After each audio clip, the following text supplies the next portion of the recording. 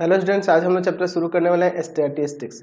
Statistics chapter हम लोग class 9th में भी पढ़े हुए हैं। वहाँ पे मैंने आपको बताया था कि स्टैटिस्टिक्स जो होता है साइंस का ही एक ब्रांच है। इसको आप ऐसे डिफाइन कर सकते हैं, स्टैटिस्टिक्स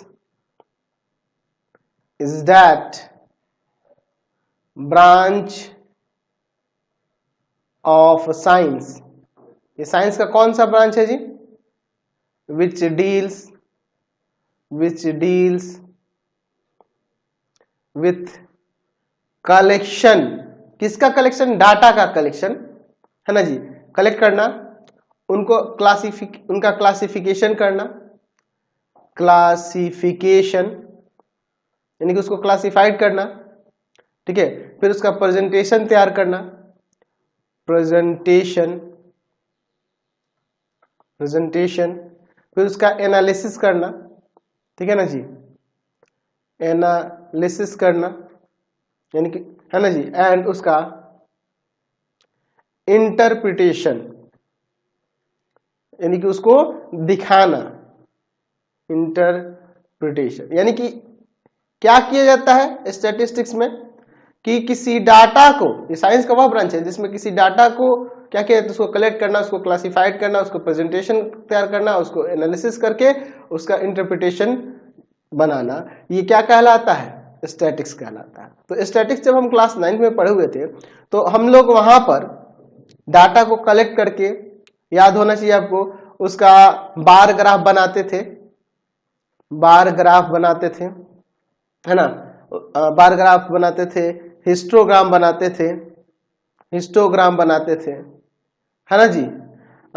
उसका फिर हम लोग उसका फ्रीक्वेंसी पॉलीगन बनाते थे, फ्रीक्वेंसी पॉलीगन बनाते थे, फ्रीक्वेंसी पॉलीगन बनाते थे, है ना। उनको ग्रुप डाटा अनग्रुप डाटा में डिस्ट्रीब्यूट करना सीखे थे, है ना जी। अनग्रुप्ड डाटा, अनग्रुप्ड डाटा और ग्रुप्ड डाटा में डिस्ट्रीब्यूट करना सीखे थे। ग्रुप्ड डाटा में डिस्ट्रीब्यूट करना सीखे थे। याद है आपको? डाटा को कलेक्ट करके हम लोग क्या करते हैं, उसको अनग्रुप और ग्रुप डाटा में डिस्ट्रीब्यूट करते थे। डाटा को रिप्रेजेंट करने के यही दो तरीके था, अनग्रुप और ग्रुप, है ना था जी। तो अनग्रुप डाटा या ग्रुप डाटा था। तो पिछले क्लास 9th में हमने अनग्रुप डाटा का, याद होना चाहिए आपको, मीन मीडियन मोड निकालना सीखा था। Mean median and mode of ungroup data. और ये जो मीन मीडियन मोड जो है ना, इस सेंट्रल टेंडेंसी के, इसको कहते सेंट्रल टेंडेंसी के, इन्हें क्या कहते थे? कहते थे कि ये सेंट्रल टेंडेंसी के मेजर है ना। Mean median mode central tendency के मेजर होते थे। याद है आपको? याद होना चाहिए, मैंने आपको बता रखा था। सेंट्रल टेंडेंसी कि ये मेजर कहलाते थे मीन मीडियन मोड। तो हम लोग सिर्फ अनग्रुप डाटा का ही, हम लोग अनग्रुप डाटा का ही मीन मीडियन मोड निकालना सीखे थे। लेकिन क्लास 10th में अनग्रुप डाटा का रिवाइज करेंगे और साथ ही साथ हम लोग ग्रुप डाटा का मीन मीडियन मोड भी निकालना सीखेंगे। किसी ग्रुप डाटा का मीन मीडियन मोड कैसे निकाला जाएगा, इन सब चीजों के बारे में भी हम लोग देखेंगे। तो फिलहाल आज की क्लास में हम लोग सिर्फ अनग्रुप डाटा जो हम लोग क्लास 9th में पढ़े हैं ना, उसी का रिवीजन करने वाले हैं और उसी पे आपका आने वाला एक्सरसाइज भी है। तो पहले हम लोग किसकी बात करेंगे? हम लोग सिर्फ पहले मीन की, फिर आगे मीडियन बात करेंगे, फिर मोड बात करेंगे। लेकिन फिलहाल अभी मीन के लिए बात करते हैं। तो चलिए पहले फिलहाल मैं यहाँ पे हेडिंग दे देता हूं, अरिथमेटिक मीन, या मीन भी कह सकते हैं, arithmetic mean of ungrouped data. Ungrouped data, ungrouped data के बारे में, अनग्रुप्ड डाटा के बारे में GRO ना, अनग्रुप डाटा के बारे में हम लोग पहले से ही जानते हैं, ठीक है ना जी। किसी अनग्रुप डाटा के बारे में हम लोग जानते हैं कि वैसे डाटा जिसमें सिंपल एक रॉ में दे दिया हो, यानी कि जैसे मान लीजिए आपके पास कोई डाटा इस फॉर्म में दिया हो। मैं लिख देता हूं कि when data is not in the form of frequency distribution, frequency distribution, ऐसे ये कोई रॉ डाटा दे दिया हो, ठीक है ना जी, तो वो अनग्रुप डाटा हो जाएगा। और फ्रीक्वेंसी डिस्ट्रीब्यूशन और उसका वेरिएबल दिया हो और फ्रीक्वेंसी दिया हो तो वो फ्रीक्वेंसी डिस्ट्रीब्यूशन होता है डाटा का, तो वो भी आपका अनग्रुप होता है। ग्रुप डाटा कब हो जाता है, जब ऐसे इंटरवल देते हैं 0 से 10, 10 से 20 ऐसे करके, तो उसको हम लोग ग्रुप डाटा में लेते हैं। तो हम लोग सिर्फ अभी अनग्रुप डाटा के बारे में देख रहे हैं। और ये अनग्रुप में भी क्या है कि जब फ्रीक्वेंसी डिस्ट्रीब्यूशन के फॉर्म में आपके पास वो डाटा ना दिया हो, यानी कहने का मतलब है, सपोज कर लेते हैं कि हमारे पास मान लीजिए लेट x1 x2 x3 ऐसे करके xn तक बी n ऑब्जर्वेशंस जो है ये कितने हैं, n ऑब्जर्वेशंस है।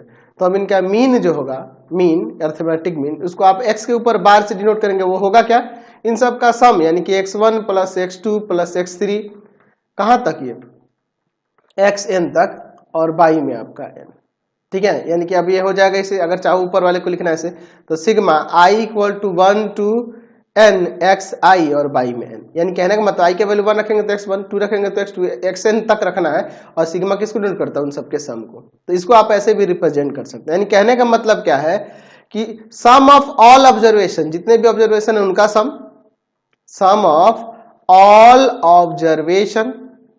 ऑब्जर्वेशन और बाई में टोटल नंबर ऑफ ऑब्जर्वेशन जो हो रहा है वो n है ना जी, टोटल नंबर ऑफ ऑब्जर्वेशन, तो हमें वहां पर मीन निकल जाएगा, ठीक है ना। तो ये बहुत सिंपल है इस पे क्वेश्चन बनाना। जैसे एग्जांपल के लिए देखिए, मान लीजिए आपके पास कुछ ऑब्जर्वेशन दिए गए हों, सपोज कर लीजिए यहाँ पर मान लीजिए आपके पास 3, 7, 5, 2, 8 ये 5 ऑब्जर्वेशन दिए, तो इसका अगर मीन कहेगा तो आप क्या करेंगे, सबको ऐड कर देंगे, 3 प्लस का 7 प्लस का 5 प्लस का 2 प्लस का 8 और बाई में आपका क्या हो जाएगा 5 नंबर ऑफ ऑब्जर्वेशन, यानी कि ऊपर हो जाएगा ऐड कर दो 25 होगा और आपका बाई में आपका 5 कट जाएगा 5 टाइम्स में, तो मीन क्या आ गया 5 आ गया।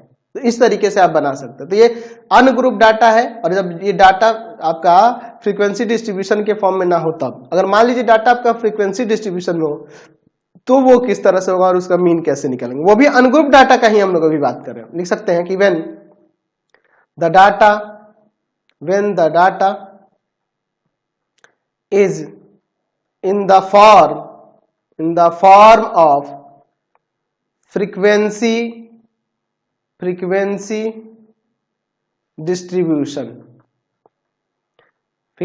डिस्ट्रीब्यूशन के फॉर्म में हो तब क्या होगा, यानी कहने का मतलब कि जो आपके पास वेरिएबल दिए हों वो कितने कितने हैं, यानी कहने का मतलब कि ऐसा कुछ दे दे, ऐसा एक डाटा दे दे जिसमें यहाँ पे लिख दे वेरिएबल्स और यहाँ पे उनका फ्रीक्वेंसी, यहाँ पे सपोज कर लीजिए इस तरह से दो x1 यहाँ f1 x2 f2 इसी तरह से ऐसे करके xn fn।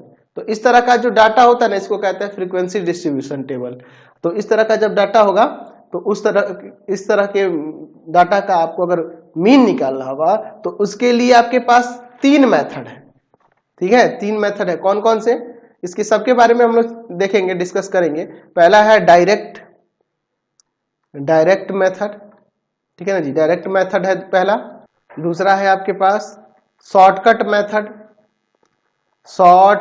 मेथड और तीसरा है आपके पास स्टेप डेविएशन मेथड,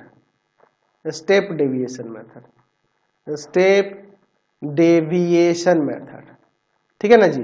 तो आज की क्लास में हम लोग इसमें से ऐसे डायरेक्ट मेथड ही सिर्फ बात करने वाला है। फ्रीक्वेंसी डिस्ट्रीब्यूशन में के फॉर्म में अगर दिया हो, यानी कि वेरिएबल दिया और उसके साथ उनकी कॉरस्पॉन्डिंग फ्रीक्वेंसी भी दी हुई है, तो उसको फाइंड करने के लिए हमारे पास 3 मेथड है और तीनों मेथड में से हम लोग आज एक ही मेथड देखेंगे, वो है डायरेक्ट मेथड। तो डायरेक्ट मेथड पे किस तरह से हम लोग निकालेंगे, और बाकी 2 मेथड आगे की एक्सरसाइज में दी है, तो इसलिए मैं वहीं पे इसको बताऊंगा, ठीक है ना जी। तो चलिए डायरेक्ट मेथड में हम लोग क्या करते हैं, डायरेक्ट मेथड से देखते हैं, ठीक है ना जी। चलिए, तो डायरेक्ट मेथड में मान लीजिए यहाँ पे मैं ले लेता हूँ लेट, इसी को मैं यहाँ पर एक स्टेटमेंट में लिख देता हूँ, लेट x1 x2 x3 कहाँ तक xn be the values of a variable having corresponding frequencies F1, F2, F3 कहाँ तक ये Fn। Then arithmetic mean of these values कैसे होगा जी? अरिथमेटिक मीन तो उसको हम लोग अरिथमेटिक मीन को या मीन भी लिख सकते हैं। एक्स के ऊपर बार से नोट करते हुए जो किसके इक्वल होगा, तो इन देखिए जो वेरिएबल है उसके कॉरस्पॉन्डिंग फ्रीक्वेंसी को मल्टीप्लाई करेंगे तो उसका सम निकल जाएगा, यानी कि F1 x1 फिर F2 x2 फिर मतलब जो भी उसकी फ्रीक्वेंसी को उसके कॉरस्पॉन्डिंग मल्टीप्लाई कर देंगे F3 x3 कहाँ तक Fn xn तक, और इन सब का सम और बाई में टोटल नंबर ऑफ फ्रीक्वेंसी यानी कि F1 plus F2 plus F3 कहाँ तक ये Fn तक। ठीक है ना जी, समझ रहे ना? यानी कहने का मतलब है कि अगर मान लीजिए हम लोग इसको ऐसे चाहे तो sigma i equal to 1 to n fi xi और बाई में sigma i equal to 1 to n ये क्या हो जाएगा fi। देखो 1 रखेंगे 2 रखेंगे 3 रखेंगे ये आते जाएगा और सिग्मा उसके सम को डिनोट कर रहा है ना जी। तो ये इसको हम लोग इस फॉर्म में भी लिख सकते हैं। तो चलिए इस पे मैं एक क्वेश्चन देता हूँ, एक डाटा लेकर मैं दिखाता हूँ कि किस तरह से हम लोग डायरेक्ट मेथड से उसका अरिथमेटिक मीन फाइंड करेंगे। ठीक है ना जी, ये मान लीजिए आपके पास एक डाटा हो गया। ठीक है, ये हमने एक डाटा ले लिया, यहाँ पे मैं ले लेता हूँ इसमें जो आपके पास xi वेरिएबल दिए हैं वो और उनकी कॉरस्पॉन्डिंग फ्रीक्वेंसी, और यहाँ पे उनका प्रोडक्ट fi xi लेना होगा ना जी। यहाँ पे देखो फॉर्मूले के अकॉर्डिंग। चलिए तो xi में मैं यहाँ पे लेता हूँ जो भी दिया है, मान लीजिए 10, 11, 12, 13, 14, और फ्रीक्वेंसी में मैं यहाँ पे ले लेता हूँ सपोज करिए ये 3 है, ये 12 है, ये 18 है, ये 12 है और ये मान लेते हैं कि 3 है। चलिए अब इसमें इससे मल्टीप्लाई करते हैं 30, 132 इसका आ जाएगा 130 कितना जाएगा 216 आ जाएगा 216 और 13 में 12 से 156 और फिर ये आपका 42। तो देखिए अगर इसको ऐड करेंगे ना तो ये सिग्मा fi xi हो जाएगा। ठीक है, और ये सिग्मा fi होगा, ऐड करके देख लो। इसको ऐड करोगे तो आपका आ जाएगा यहाँ पर कितना, आपका 48, ऐड करके देख लो। इसको ऐड करोगे तो आ जाएगा यहाँ पर 576। तो यहाँ पे मीन निकालने के लिए क्या होता है, अभी ऊपर जो फॉर्मूला देख रहे हैं सिग्मा fi xi यानी कि ये 576 और बाई में ये आपका 48, इसे काट सकते हैं 12 टाइम्स में कट जाएगा तो मीन यहाँ से 12 आ गया। तो आपको क्लियर होगा कि डायरेक्ट मेथड से किस तरह से हम लोग अरिथमेटिक मीन यानी कि मीन हम लोग निकाल सकते हैं। बहुत सिंपल है निकालना और आपको बहुत मजा भी आने वाला है एक्सरसाइज में, तो कोई दिक्कत नहीं होने वाली है। कई कई बुकों में क्या करता है ना, इसमें ध्यान रखना कि sigma i equal to 1 to n fi xi और बाई में यहाँ इसको इसके सम को कैपिटल N से डिनोट कर देता है। तो इससे कोई दिक्कत नहीं है, ये भी ठीक है और ये भी ठीक है, आपको जरूरत के हिसाब से आपको जो अच्छा लगे वो यूज कर सकते हैं। फिलहाल आज की क्लास में इतना ही, नेक्स्ट वीडियो में हम लोग एक्सरसाइज में चलेंगे और वहाँ क्वेश्चन को देखेंगे। आपको हमारे 3 चैनलों को सब्सक्राइब करना होगा। पहला है path finder classes Chhapra, path finder classes Chhapra. दूसरा है आपके पास भारती भवन रविकांत सर, भारती भवन रविकांत सर। और तीसरा चैनल है Ravikant sir, Ravikant sir RD Sharma solution, RD Sharma solution. तीनों चैनलों को सब्सक्राइब कर लेना होगा। इससे रिलेटेड वीडियो के लिए सीधे डिस्क्रिप्शन में, इससे रिलेटेड नोट्स के लिए गूगल पे जाकर सर्च करेंगे www.ravikantsir.in और यहाँ जाकर आप सभी क्लासेस के नोट्स उनके पीडीएफ को डाउनलोड कर सकते हैं, पढ़ सकते हैं। इंस्टाग्राम और फेसबुक पे जाकर पाथफाइंडर क्लासेस छपरा को लाइक एंड फॉलो करना नहीं भूलेंगे। Thanks for watching the video. Comment करके जरूर बताएं कि हमारे चैनल की वीडियोज आप सभी को कैसे लगता है। Thanks for watching.